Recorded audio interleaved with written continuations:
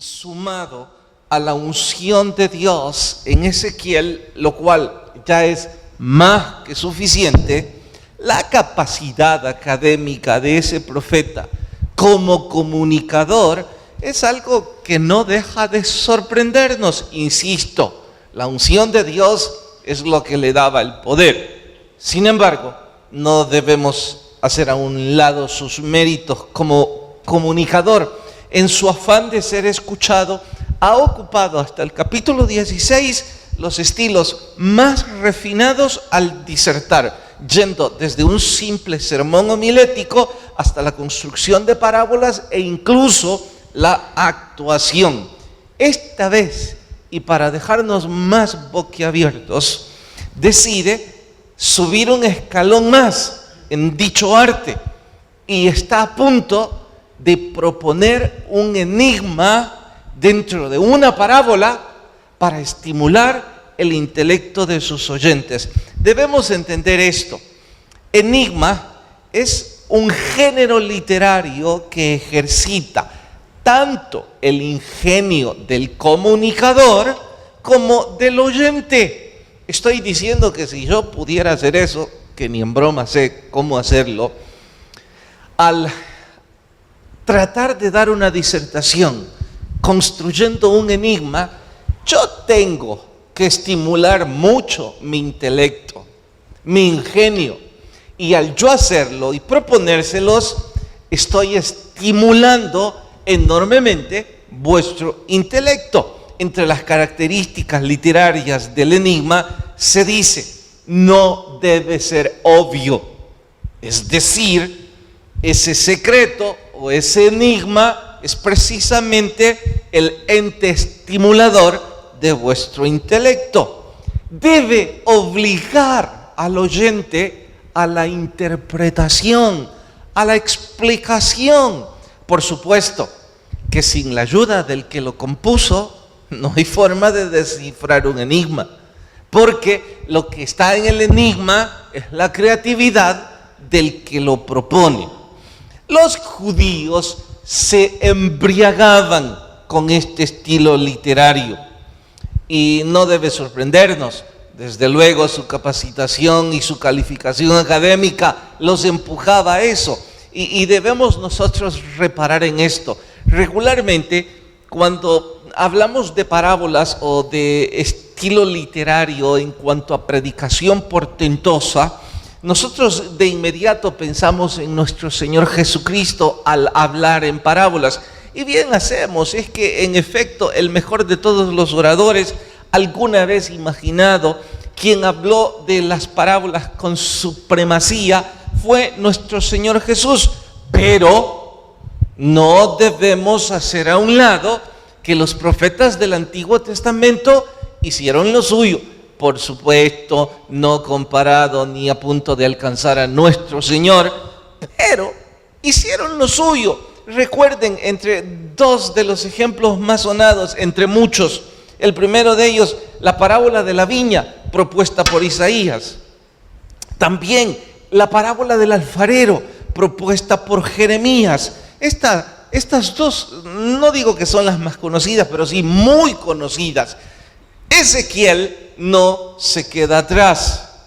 Ezequiel, si yo tomo cada uno de sus sermones y los empiezo a calificar, vamos a terminar boquiabiertos concluyendo, wow, lo que menos hacía era predicar en forma común, porque parece que a cada disertación le aplica un estilo literario distinto. En fin, hoy lo que vamos a estudiar es el enigma titulado Las dos águilas y los tres retoños. Vayan en sus Biblias hasta Ezequiel capítulo 17, por favor, y cuando la cita encuentran, les ruego ponerse de pie. Ezequiel capítulo 17, nuestro sermón de hoy, las dos águilas y los tres retoños. Capítulo 17, libro de Ezequiel.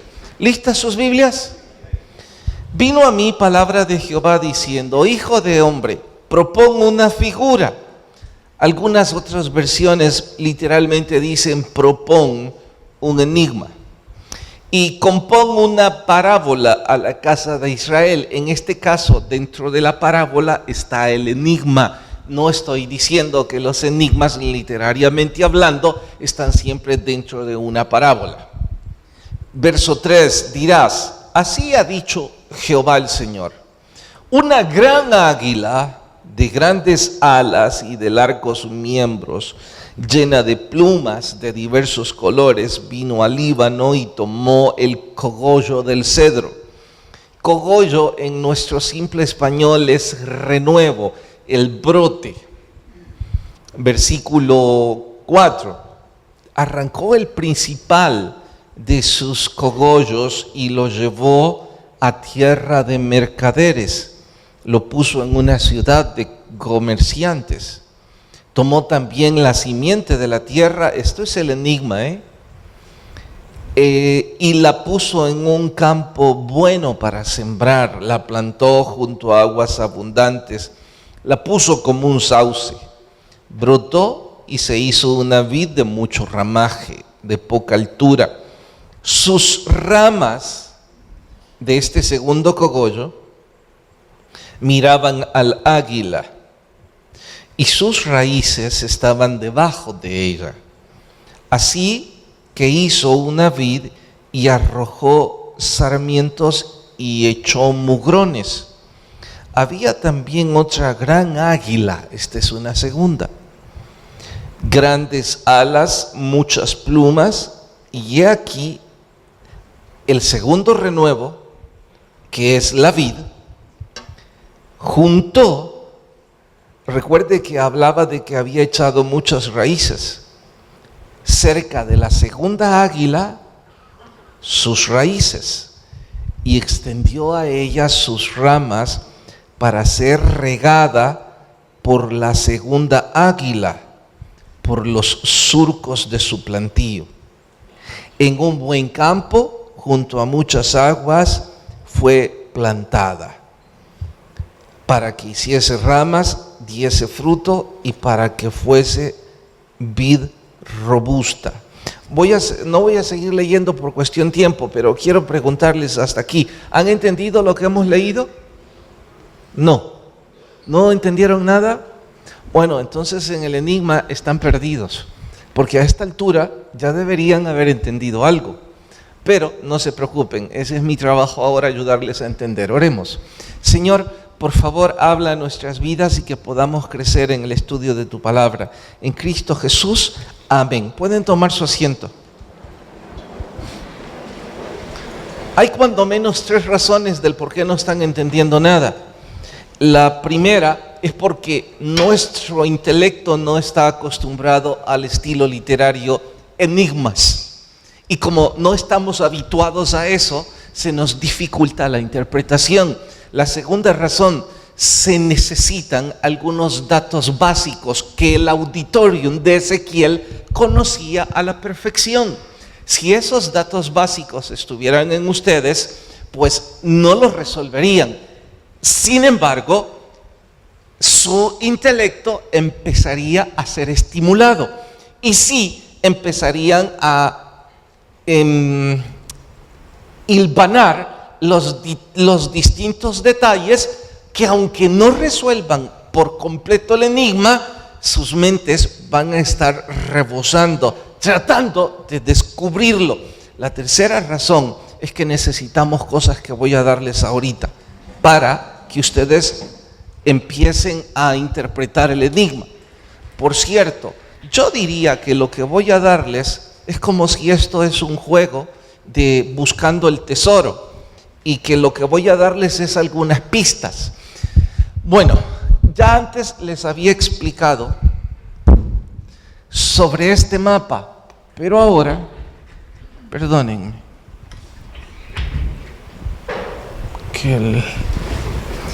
y les dije que era tarea para ustedes tenerlo en sus mentes o en sus Biblias. Este es el mar Mediterráneo.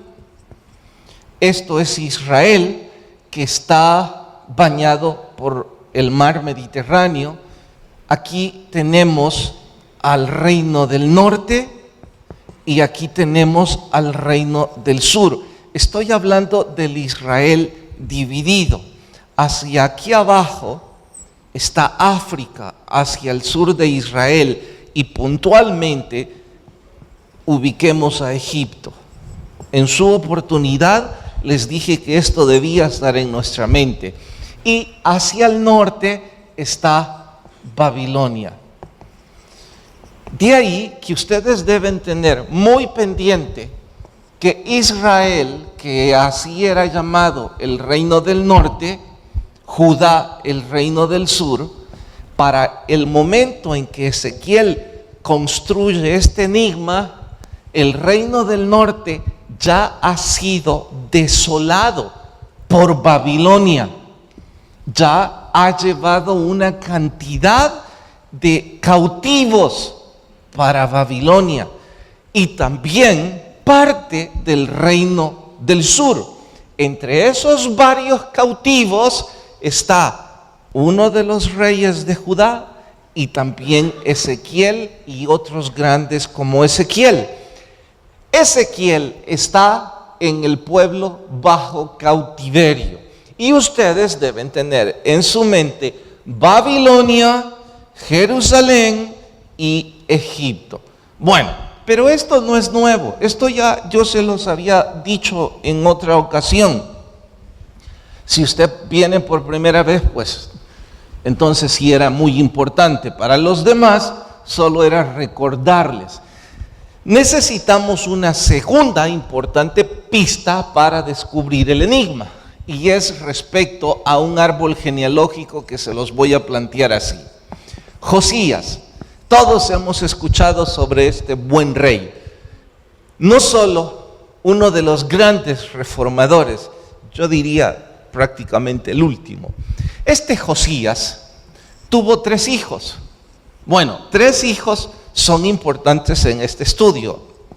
No sé, y no es nuestro asunto, todo su árbol genealógico. Nuestro asunto para hoy solo son estos 3. Joacás, el primero de sus hijos, Joacín, el segundo de sus hijos, y Sedequías, el tercero de ellos. Es importante que usted y yo recordemos, por supuesto, el auditorium de Ezequiel sabía esto de la misma forma que usted sabe cuál es el nombre de nuestro expresidente. ¿Cuál es el nombre? No pregunto si les gusta recordar eso, solo si saben el nombre.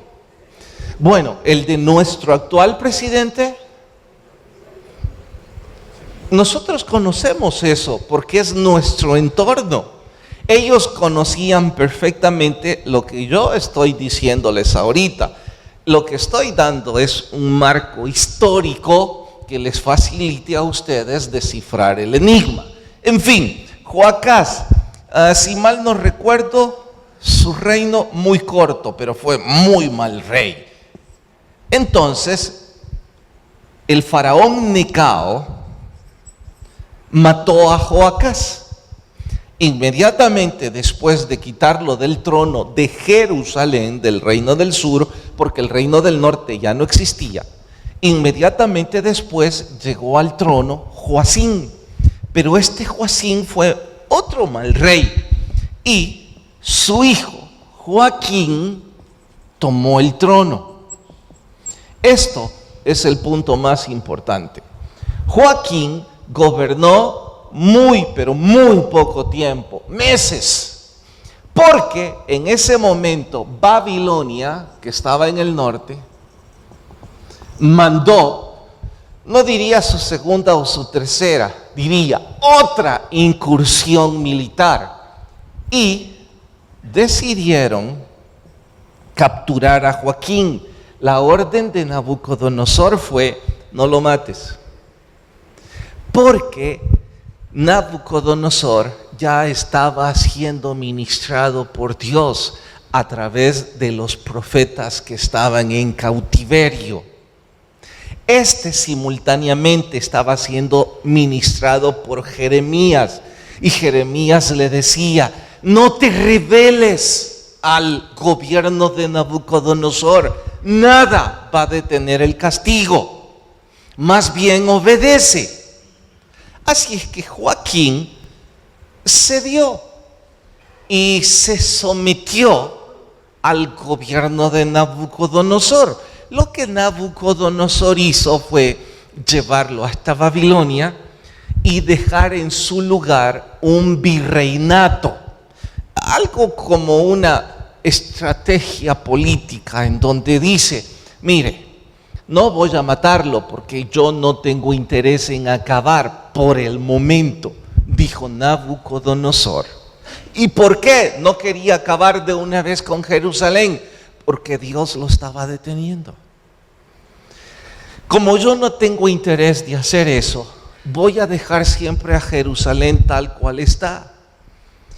Usted se viene a la par mía, de ese modo su pueblo sabrá que usted es mi súbdito, yo cuido de usted y usted cuide de su pueblo, bajo mis condiciones. Joaquín estuvo de acuerdo, pero dejaron en Jerusalén a su tío, Sedequías.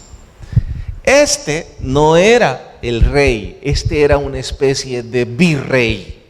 Sin embargo, es en el que en ese puntual momento estaba gobernando. Bueno, este es el árbol genealógico de Josías. ¿Por qué es esto importante? Escuchen la historia. Joacim está fuera ya del escenario. Prácticamente solo quedan dos que debemos recordar: Joaquín y Sedequías. Esto es lo que sucedió. Joaquín está en Babilonia, Sedequías está en Jerusalén. ¿Me estoy dando a entender? ¿No se han perdido? Sucede esto. Joaquín decide someterse a todo este gobierno, no así Sedequías. Como virreinato, harto de que no lo consideren el rey, sino a su sobrino, decide molestarse con Babilonia y hacer una alianza secreta con Egipto. Envía embajadores hacia el faraón Orfa en ese momento para decirle: yo estoy harto de que mi sobrino se considere rey y estoy harto de que Babilonia quiera subyugar mi reino. ¿Por qué no mejor hacemos una alianza con Egipto y usted manda a su ejército y pone una barrera entre Babilonia y nosotros, y yo cedo mi tierra para fortaleza suya? El faraón Orfa al principio pareció interesarse. Cuando Nabucodonosor recibió esas noticias, entonces dijo: ahora yo también estoy harto. Acaben con Jerusalén. Es entonces cuando Nabucodonosor llega a Jerusalén. ¿Recuerdan cuando Ezequiel cavó un agujero en los muros y salía a ver qué es lo que pasaba? Bueno, esa profecía sucede en este momento, porque Nabucodonosor envía su ejército, si no completo, la mayor parte.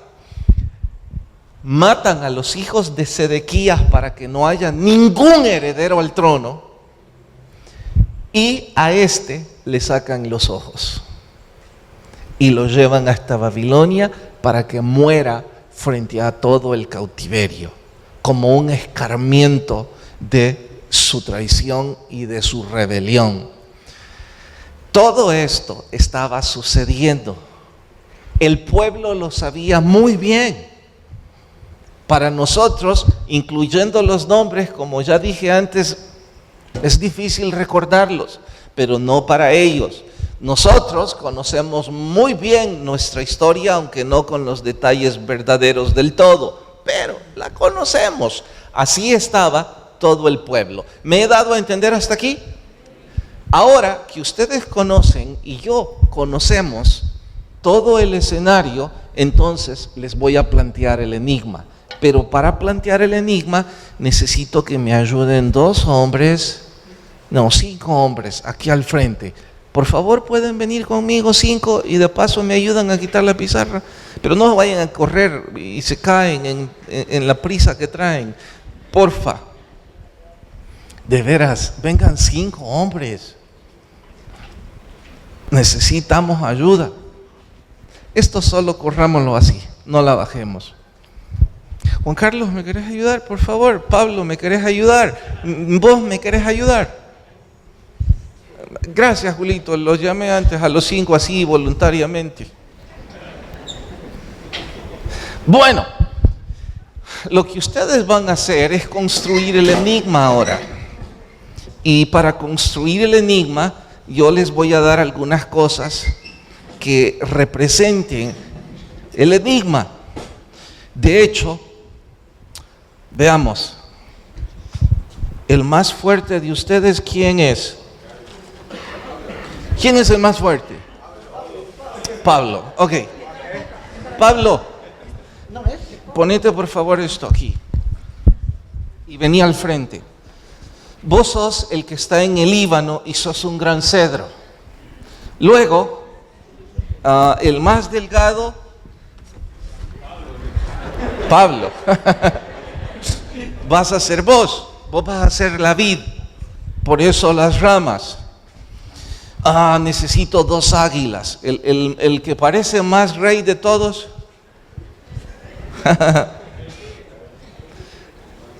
Dice que había una gran águila con muchas ramas de muchos colores. Lo va a hacer usted. No se lo ponga solo en la frente para que no le tape hasta ahí. Usted es una gran águila. Y había otra águila. Esta siempre fuerte, pero un poco menos. Y había además, veamos, un renuevo. Vas a ser vos. Listo. Fíjense bien, ahora vamos a construir el enigma con ustedes. Yo lo voy a explicar, pero puse estos recursos mnemotécnicos para que todos lo entiendan mejor y traten de construirlo. Dice que había un gran cedro en el Líbano. Entiendan esta vez el Líbano como el reino del sur. Y que de pronto vino una gran águila de muchos colores. Venga. Y esta gran águila arrancó de ese cedro un renuevo, un cogollo. Vaya y arranque aquel cogollo. Tráigalo. No, hombre, traiga todo el personaje.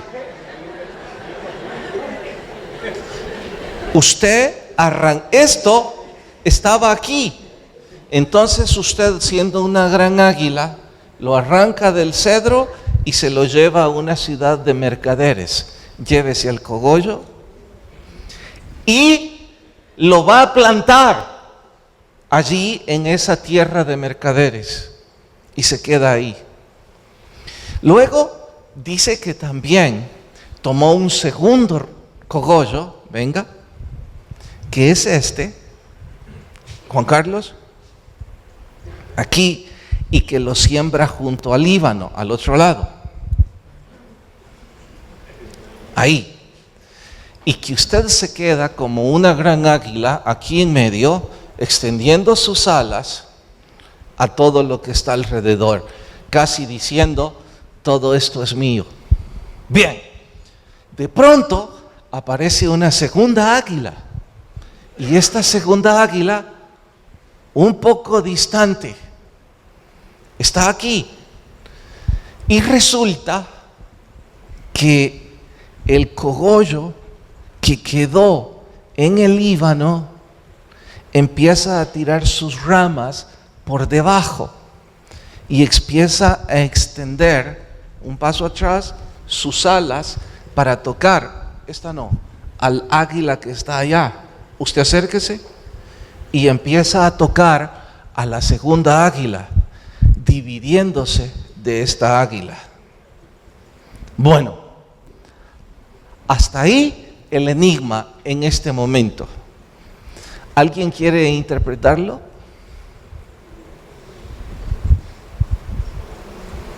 Esto es lo que acabamos de leer y yo se los acabo de narrar. ¿Nadie? A ver, Franklin. El águila de colores es Nabucodonosor. En su pecho ponga Babilonia. Siga. Quien fue a tomar a Joaquín del reino del sur, el retoño, se llevó a Joaquín, no tengo a Joaquín aquí, y lo plantó en Babilonia, tierra de mercaderes, y dio frutos. Aquí tiene sus ramas. Siga. El segundo retoño es Sedequías. Ese sí lo tengo, espéreme. Dice que el segundo retoño, él, es Sedequías. A él lo dejó siempre en el reino de Judá. Y tiene la mano extendida porque de forma con traición quiso contactar a Egipto. Sí tengo a Joaquín. Quiso contactar a Egipto. Joaquín. Siga.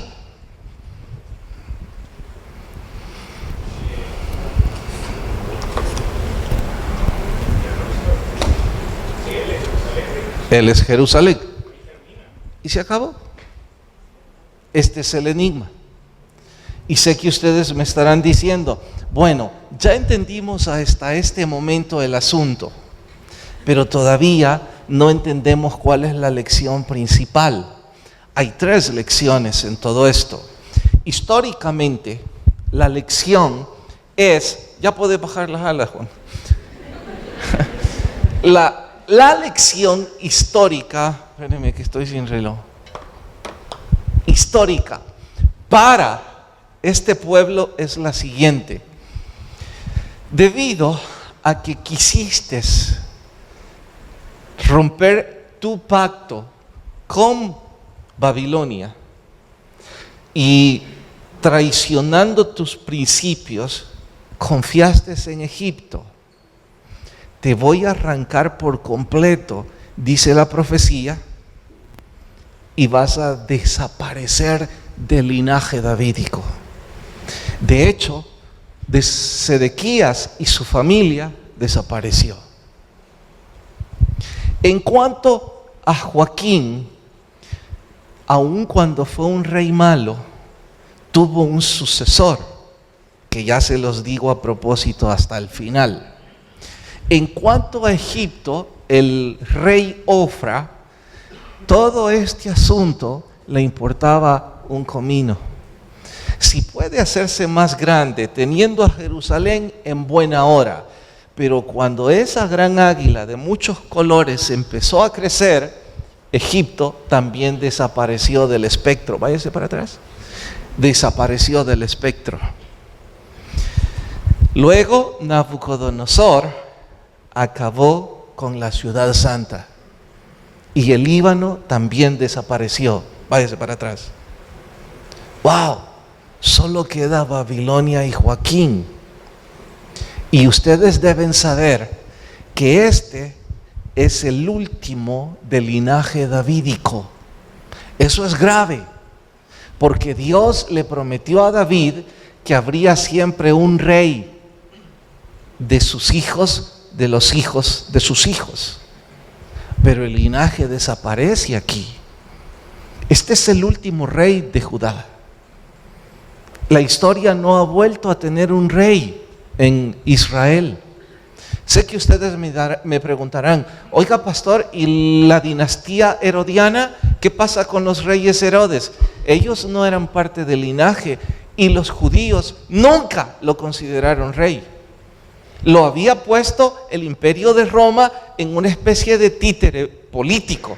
pero no era considerado rey, y mucho menos por la historia. Bueno, ¿y qué pasa con lo que Dios le prometió? Eso es lo que voy a explicarles hasta el final. Les pregunto, ¿hasta aquí han entendido el enigma y la interpretación? ¿Amén o no amén? Gracias, hermanos actores. Pueden quitarse los atuendos y regresar a sus sillas. Y me los devuelven, por favor.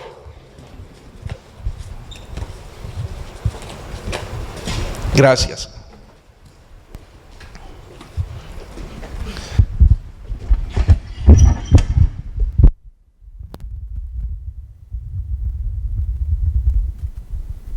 Ahora voy a hacer una pausa al enigma y a la historia, porque debemos aplicar las lecciones a nuestra propia historia y tengo que correr con ello, y hay 3 cosas que yo tengo que aprender y quizás algunos de ustedes también. La primera, Dios no esperaba que Sedequías y Joaquín se convirtieran en reyes tan grandes como lo fue David, o incluso el mismo Josías. Dios les ordenó algo bien fácil a estos: obedezcan, sométanse al gobierno de Nabucodonosor, porque el juicio ya ha sido dado. Pero ellos no quisieron obedecer. La primera lección a aprender es obediencia. La segunda tiene que ver con la necedad. Estoy diciendo, Sedequías, el faraón Necao, el antecesor del faraón Ofra, asesinó a tu padre. ¿Cómo se te ocurre que estás buscando alianza? Sin dejar de mencionar que aunque para ese momento sí es un águila, no es un águila tan poderosa como lo es Babilonia. Eres un necio, primero, por no confiar en Dios. Segundo, por confiar en Egipto. Bien, ¿qué tiene que ver eso conmigo? Obediencia. Esta semana, los que estamos en el club de lectura, imagino, aprendimos la diferencia entre obediencia y excelencia. Para mí fue una lección grande y por eso la voy a repetir.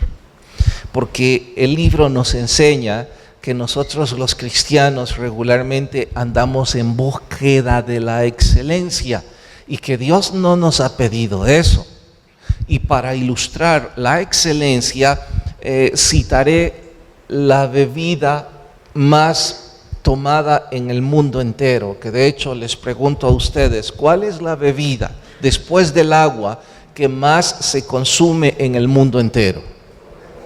La Coca-Cola. ¿Y por qué se consume tanto? Es más, no olvídense del mundo entero, solo respondan esto. ¿Y ustedes por qué beben tanto Coca-Cola?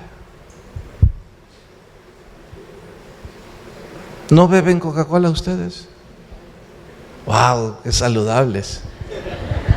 Díganme, ¿por qué la beben tanto? Porque es rica. No hay un enigma en mi pregunta, no hay filosofía, es simple, porque es rica. Ahora, eso no debe sorprendernos. Los productores de Coca-Cola buscan la excelencia en cuanto a ventas. A ellos no les preocupa que sea saludable, a ellos les preocupa que sea rica y adictiva. Porque la excelencia de los que producen Coca-Cola está en hacer más dinero. De ahí que ellos son muy cercanos a la excelencia en cuanto a ventas, porque sus normas, sus principios morales están mezclados. ¿Con qué? Con el mundo. Al mundo no le interesa la nutrición, al mundo no le interesa que su cuerpo se puede desmejorar, que los cálculos empiezan a surgir, que su sangre se puede contaminar y un montón de cosas que la ciencia ha demostrado. Pero a ellos eso no les importa, porque sus principios morales están repartidos, si es que son principios. De ahí que lo que Dios nos pide no es excelencia. Algunos de ustedes están preocupados, y quizás yo, para que nuestras actividades sean excelentes. Ser buenos predicadores, ser buenos profesionales, ser buenos mecánicos, ser buenos lo que fuera. Y si para ello tenemos que mezclar nuestras normas y hacer cosas que no debemos hacer, no es tan grave. Pero eso no es lo que Dios quiere de nosotros. Lo que Dios quiere de nosotros es una sola palabra, y esa palabra es obediencia. Y usted no tiene que mezclar la obediencia, porque la obediencia está muy clara. ¿En dónde? En la Biblia. Y la Biblia dice específica y literalmente lo que Dios espera de nosotros. Dios espera de nosotros que nos congreguemos sistemáticamente en obediencia. Dios dice que espera que nosotros le sirvamos en un ministerio de forma obediente. Dios dice que espera de nosotros que en forma obediente estemos en comunión con Él. Y 30 cosas más. Dios dice que deberíamos casarnos, que debemos dejar el adulterio, que debemos dejar los negocios ilícitos. Está claro. Pero nosotros no queremos obedecer. Esa es la primera lección. La segunda lección: qué necedad confiar en Egipto antes que confiar en Dios. Dios me dice ahora: es increíble, Carlos, que a tu edad tengas más confianza en alguna amistad o en algún contacto que en tu vida de oración. Que esperes que dentro de la iglesia haya personas que resuelvan tu vida. Que esperes del gobierno que te haga la vida menos difícil. Que esperes que esta circunstancia se resuelva o la otra, en lugar de poner tu confianza en mí. Y como mis normas están mezcladas, citaré un ejemplo. Está en mi mente porque esta semana alguien que no es de la iglesia me lo consultó. Me preguntó en internet sobre su deseo de poner a su hijo y a su hija a estudiar en una institución de mucha reputación académica. Es en México. Y que está en conflicto porque su esposa le insiste que debería enviar a sus hijos a un colegio donde le enseñen el temor a Dios antes que reputación académica. Yo le pregunté, porque estaba leyendo esto: ¿y usted por qué quiere enviarlos a esa institución? Él dijo: bueno, confío en que una buena educación hará que mis hijos sean mejores y sean excelentes profesionales. Está buscando la excelencia y está confiando en Egipto y cree que Egipto puede educar a sus hijos mejor que Dios. Porque enviar a sus hijos a una institución que enseña el temor a Dios es obediencia y fe, pero no reputación.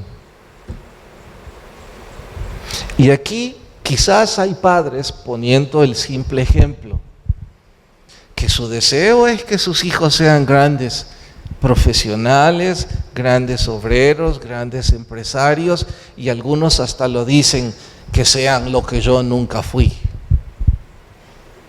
Si les hablan de que, si sus hijos les hablan de que van a estar más involucrados en un ministerio, ¿cómo vas a creer? Primero es tu estudio. Bueno, este es un buen ejemplo de lo que es confiar en Dios y de lo que es desobedecer a Dios. Regreso a la historia. Desapareció el linaje davídico. Dios estaba cansado de las abominaciones del pueblo de Israel. Pero dice la profecía al final, de hecho, léanlo conmigo, el mismo capítulo 17, los últimos versos, el 22, que no sé cuál decirles que memoricen, si el 22 o el 24. El 22 empecemos. Así ha dicho Jehová el Señor, tomaré yo el cogollo de aquel alto cedro y lo plantaré. O sea que Dios iba a tomar un tercer retoño. Del principal de sus renuevos cortaré un tallo y lo plantaré sobre un monte alto y sublime. No, sobre el monte alto y sublime. Versículo 24, por asunto de tiempo. Y sabrán todos los árboles del campo que yo Jehová abatí al árbol sublime, levanté el árbol bajo, hice secar al árbol verde e hice reverdecer al árbol seco. Yo Jehová lo he dicho y lo haré. Sacó un tercer retoño y lo sembró siempre en el Líbano, hasta que se convirtió en el árbol más fuerte sobre la tierra. Escuchen esto. Los historiadores creían que había un misterio entre Joaquín y el Mesías príncipe, porque no encontraban el árbol genealógico. Sabemos que ese último retoño, ese tercero, es nuestro Señor Jesucristo. Pero ¿cómo se une ese retoño al linaje de David? No entendían. Y no entendían porque rechazaban a Zorobabel. Porque el nombre de Zorobabel se traduce al español como el retoño de Babilonia. Estoy diciendo, para quienes se preguntan, ¿y quién es Zorobabel, pastor? ¿Recuerdan Nehemías? El príncipe Zorobabel, el que reconstruyó junto a Nehemías al salir del cautiverio. Nadie lo vio nunca como un rey y siempre lo llamaron como un príncipe. Y es que no lo veían así porque pensaban que era uno de los mezclados en Babilonia, porque su nombre es retoño de Babilonia. Hasta que los historiadores descubrieron que Zorobabel es tatara abuelo de nuestro Señor Jesucristo. Y tomaron la profecía de Ezequiel y dijeron, este es el enigma. Dios llevó hasta Babilonia su renuevo, lo sembró allá mientras lo replantaba en el monte Sinaí. Y su linaje viene hasta nuestro Señor Jesucristo. Y nuestro Señor Jesucristo todavía no ha extendido sus ramas, porque eso será hasta el reino milenial, en donde Él es el Rey de los reyes y el Señor de señores. Y todo árbol, dice, sabrán que yo sembré ese árbol. Cuando leemos todo esto, no podemos menos que decir, cuánta hermosura literaria de parte de nuestro Dios. Pero yo voy más allá y digo, qué necedad es no someterme al gobierno de mi Dios, en obediencia y en fe. Señor, gracias por hablarnos y lo que tu palabra nos enseña. Quizá hay alguien sin Jesús en medio nuestro, rogamos toque su corazón. Mientras oran, rostros inclinados y ojos cerrados. Si alguien nunca antes recibió a Jesús, este es un momento hermoso para ello. No le digo venga al frente y cámbiese de religión o cosas parecidas.